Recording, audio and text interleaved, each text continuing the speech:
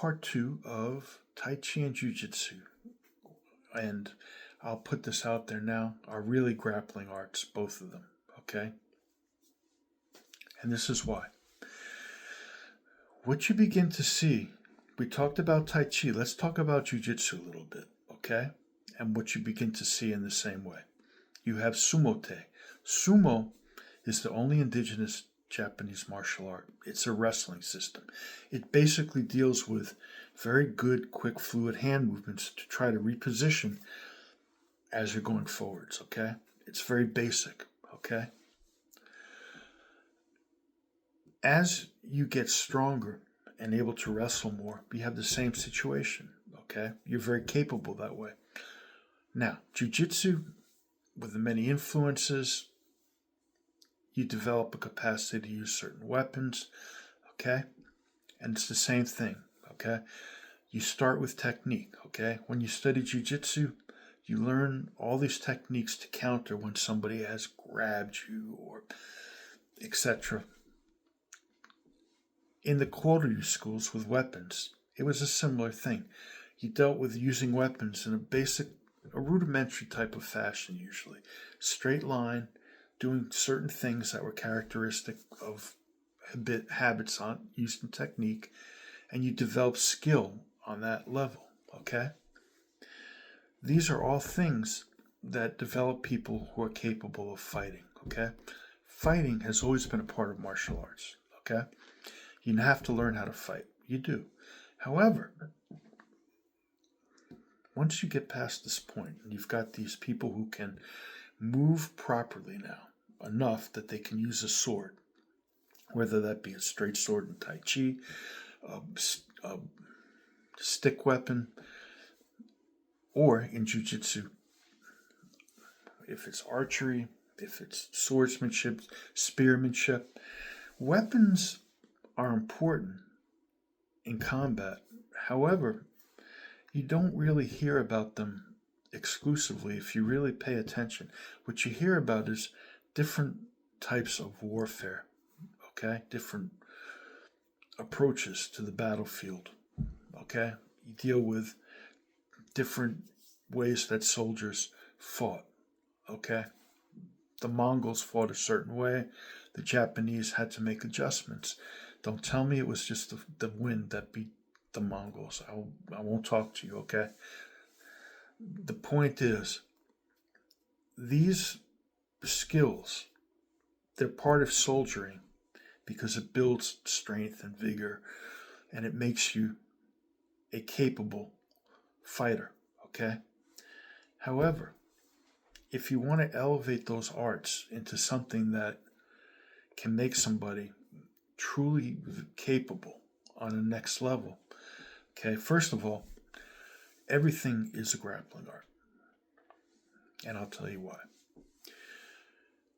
When you're developing these body dynamics that you see in Tai Chi that are used in different fashions, sometimes for health, sometimes when somebody does push hands, or when you see somebody doing Jiu-Jitsu and they're developing these very circular or elaborate ways of taking your opponent's center, okay? What gradually happens is you build a sensitivity, okay? You have some guys on YouTube that talk about this in their arts. I've heard Izzo talk about sensitivity in Wing Chun. It's a wonderful point, okay? This sensitivity, you see it in Thai fighting. Is Thai boxing a grappling sport? Partially, yeah. Because in that clinch, your sensitivity, your ability to read your opponent will determine how effective you are with your blows, okay? And eventually, in Jiu-Jitsu and the Chinese arts, the minute somebody touches you, you should get a read with your sensitivity and be able to neutralize them. It's actually that simple. That's the goal. Now, I'm not saying everybody does that. I'm not saying people do that. There are people that are that good. There are people doing it now, okay? That's the goal.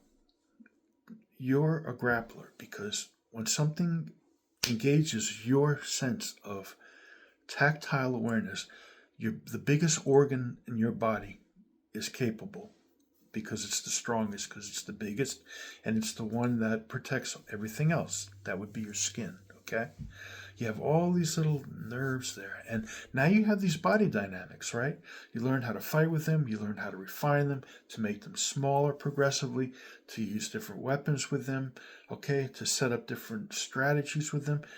Now it's to the point where you don't need somebody to put you in the choke, okay, to grab your wrist, okay, to follow through on the punch so you can block it first and then try to hit them with more skill back before they can hit you again, okay? And this is why all the body dynamics that you see in Tai Chi today that people do in the park, if somebody really knows their shit, they can understand that those body dynamics, when applied to combat, that's what they're for. That's how they're used. Okay? There are people doing that. There's some pretty good practitioners that are capable of somewhere along those lines. I mean, it's something. It's almost more of an archetype, something that we try to attain in perfection. But you want it. That's really what martial arts is about. Okay? You progress from fighting. Okay, you don't avoid fighting. You don't do silly things like say, I'm going to now use my vocal cords and vowels to knock somebody down. But you get to this, your body dynamics are so strong, so intuitive, so reflexive, and so cultivated that the minute somebody has intention and attacks you, you control them with your ability, your flow, your technique. But it's really not technique.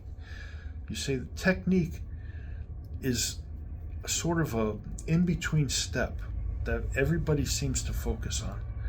You can't do real technique unless you do it reflexively and you really truly have your body dynamics down to a point where you're excellent. You won't ever get excellent technique unless you have those things in line. And when you do get to that point, it doesn't really register as technique. It doesn't look like technique. It looks ordinary. It looks just like something happened. It looks, you have control, okay? It's reflexive. It happens before your conscious mind can say, uh-oh, be careful, get scared, your ego here, or whatever, okay? And that's why, ultimately, all martial arts are grappling arts, okay? They're not grappling in the sense of get into a cage to prove yourself. They're grappling arts because when you cultivate enough skill in what you're doing, you're capable, when somebody is attacking you, to read their intent properly, anticipate, and respond immediately before they can do something, because it's second nature to you. It's natural, like an instinct. Now, you get some of that with weapons. And that's the beauty of training with weapons, is that if you can understand that concept with weapons, actually, you don't necessarily have to kill people. So, with a knife, if you're really good with a knife, you may have to if somebody is attacking you with a knife as well. But you may have an opportunity where you can use that as a force multiplier and can spare somebody's life because you have such good knife skills that you won't be putting yourself in danger in doing that, reading their intent and setting up. So it's hard to imagine how people have managed to get things so convoluted over the years. I mean, when martial arts was coming back into this country after the Korean War, before that in Vietnam, I mean, after the Second World War, but a lot of the guys who were teaching may have, were probably from that generation. Everybody was extremely well trained and developed reflexive, powerful, aggressive technique because they were trained in the proper intent, okay? And from the proper intent, it followed proper body dynamics, They were very capable. Okay. Then we got into this whole thing about technique. Okay. So, well, judo has ground techniques, but nobody does them in the Kodokan. They do this type of technique, and that in Brazil they did more ground, and then you have sambo with the leg locks, and these are wonderful characteristics. Okay, they define many different stepping up and approaches of many different strategies in the martial arts.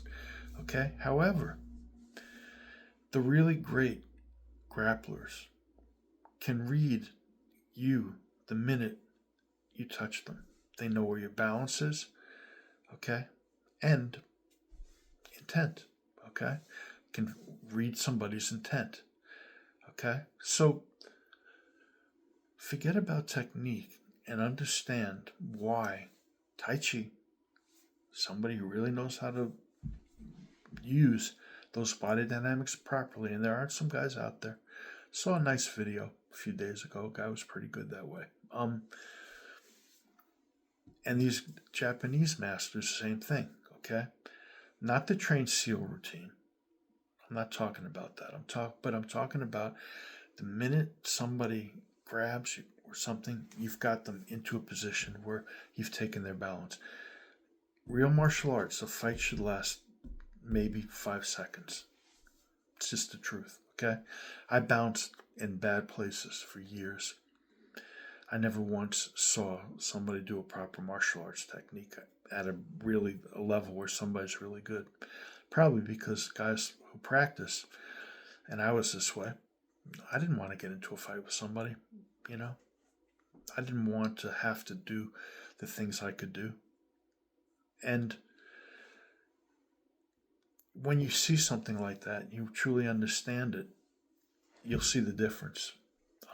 It's hard to see in demos and when you see, because it looks phony, and there are a lot of people that are not, who are, think they know and they don't, and so it gets very confusing. You have to feel that when somebody does that to you, and you'll understand it, and you'll see the difference. Does it mean that somebody who's a really good martial artist is infallible? No. I mean, if you are in a situation and you don't read something right, or you make a mistake, or you trip, or maybe at that point, just as you're going ready to do something, something runs into you, and it's a chaotic world we live in. But it's really what the force equalizer is in martial arts, and not in the ability to go in there and slug it out. Okay, you have to develop that skill to get to the next level. But it's not really what the ultimate understanding is. I hope this helped.